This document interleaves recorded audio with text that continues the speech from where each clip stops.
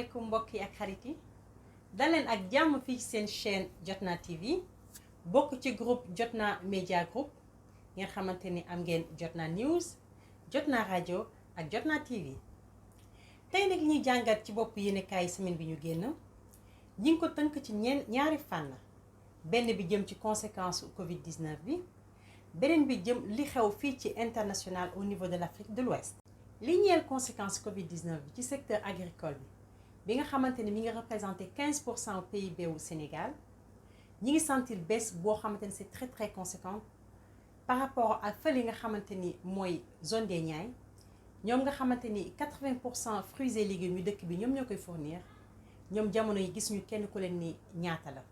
ndax cérémonie yi amul marché yu mag yi yu ci bari doxatul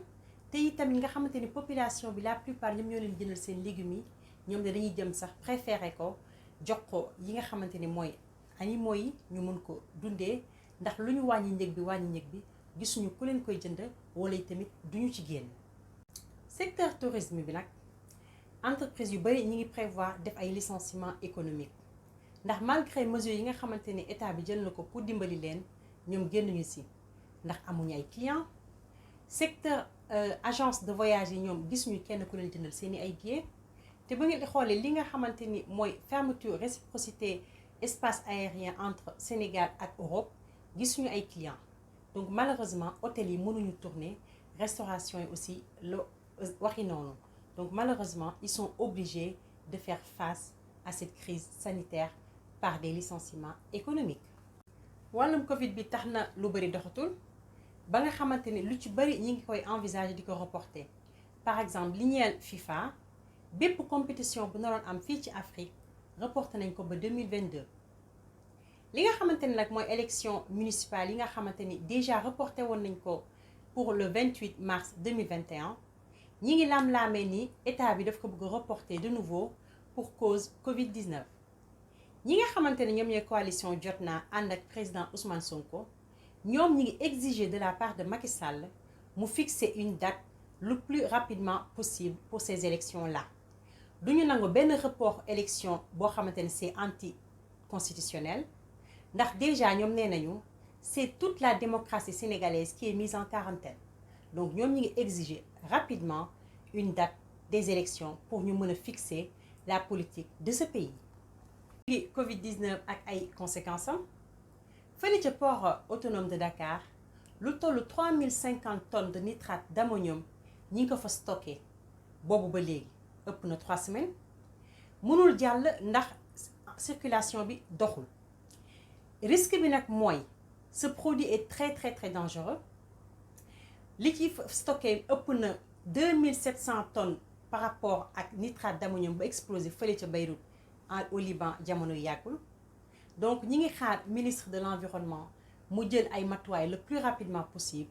pour toxal nitrate d'ammonium bi nga xamante ne mi ngi stocké fële ca Môle 3 bu port autonome de Dakar mu dem destination bi nga xamante ne fa la war a jëm ndax c'est un danger pour la population sénégalaise.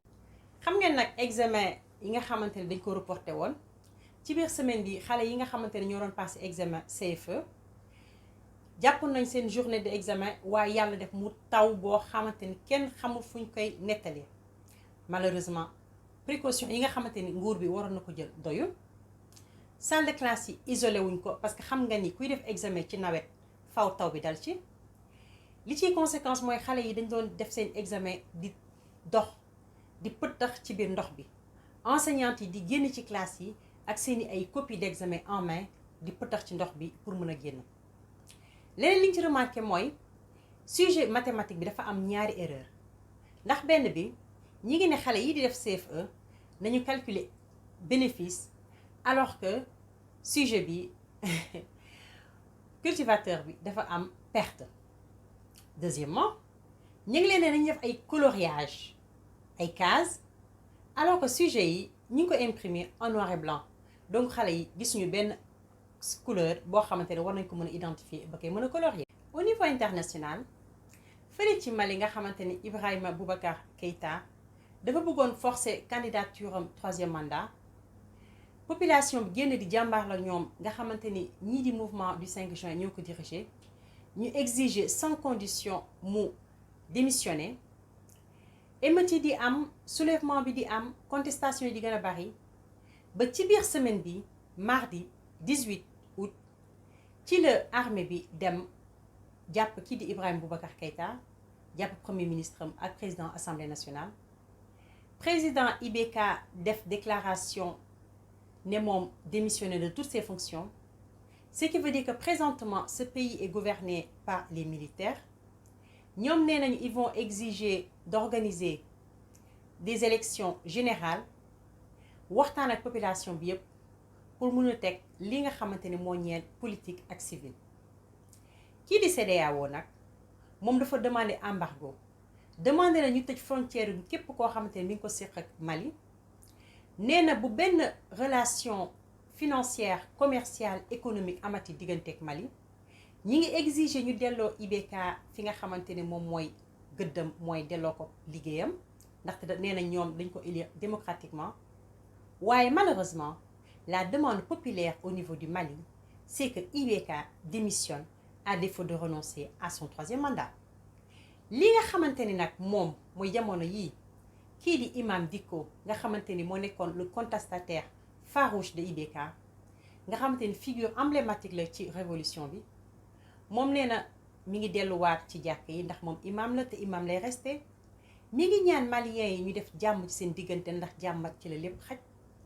waaye mi ngi ñaan nañu baal kii di IBK. dernier point boobu nag la xëy na ñu am désaccord ak moom ndax nit yi ñi ngi exiger ak lu ci mënti am IBK doit rendre compte à la justice malienne lu ci mënti am nañu seetaan ndax xam nañu lii di crise bi nga xamante ne moo am sous-région africaine jamono yi au niveau politique ñeel na Afrique bi yëpp ak Afrique sowu jant ndax dafa risquer déstabiliser fii nga xamante ne mooy suñu ay réew. ki nga xamante ni mooy Alassane Ouattara démb ci samedi bi valide na candidature am 3e mandat muy li nga xamante ni moom la population africaine bi yëpp dénoncé bëggatuñu benn président buy def 3 mandats lu ci mënti am nañu seetaan Côte d'Ivoire fu ñuy mujjee ak Alassane Dramane Ouattara. loolu rek di wane ni Afrique ak ñun fii nga xamante ni mooy Afrique de l'Ouest liñ ci ñaawlu toujours suñu président yi mooy mauvaise gestion tentative de corruption suñu deniers publics yi kenn xamul nu muy demee ñuy bëgg forcer mandat yi ku ci ñëw yaa ngi wax damay def benn mandat damay def ñaari mandat su ma ñëwee dinaa xeex corruption su ma ñëwee dinaa jàppale réew mi pour autosuffisance lu ne ñu dig ko waaye bu ñu xasee ba toog dafa mel ne ñoom dañ ko bëgg rek royaume toog ko aaki moo ko ñëw ak seeni ay mbokk. waaye nag li ci positif mooy gis nañu jamono yi Afrique population africaine moom moo accepté tul loolu ak président boo mënti doon ak ku lay mënti jàppale ci àdduna bi ñoom dañoo fas yéene jël seen courage à deux mains jël seen destin à deux mains jàmbarloog ñi nga xamante ne dañoo bëgg a def naka su dul noonu alors que ñoom ñoo leen fi teg ñoom la ñu fi li war a liggéeyal te ñoom rek la ñu war a rendre compte. donc ñu encouragé bu baax la population africaine et aussi la population sénégalaise. mbokk yi ak xarit yi egg nañ suñu cëppaandaw li ci yéenekaay yi bu semaine bi ñu génn di leen wax nag tey moom suñu dernière revue de presse bi ñuy amal fii ci Jotna TV dañ leen fas yéene jox daje prochainement incha allah émission bu bees tàq toujours fii ci Jotna TV di leen wax ne en attendant télécharger leen seen application Jotna Media Group via Apple Store wala ou bien Play Store di leen wax ni mbokk yi ak xarit yi Jotna Media Group groupe de presse boo xamante ni juste l'essentiel lay traité pour vous les Sénégalais conçu par des Sénégalais et exclusivement pour le Sénégal. en attendant également mbokk yi xarit yi bu leen fàtte geste barrière yi di leen takk seen ay masque di leen raxas seen loxo respecter leen distanciation sociale yi transport en commun yi limiter leen les nombres de passagers di leen wax ni génn yi bu dul farata nañu toog ci kër yi nañu moytu di dem ci cérémonie yi nañu éviter regroupement yi di leen wax ni fépp fu ngeen mënti dem bu dee farata la na ngeen respecter les mesures barrières yi masque raxas loxo gel hydroalcoolique bu dul jeex di leen wax ni bu ñu joxee loxo nañuy respecter distance de 1 mètre incha allah rabi bu ñu ko defee nii boole ci ay ñaan yàlla suñu borom dinañu suturaal ñun Sénégal ñu mucc ci lii di ci Covid bi waaye àdduna bi yépp ndax doomu Sénégal yi ñu ngi ci àdduna bi yépp ci diaspora bi te xam nañ ni Covid bi buñ ñu laalul sanitairement mi ngi ñuy laal économiquement yal nañ si yàlla muccal mbokk yi ak xarit yi di leen jox rendez-vous très prochainement fii ci Jotna TV jërë ngeen jëf.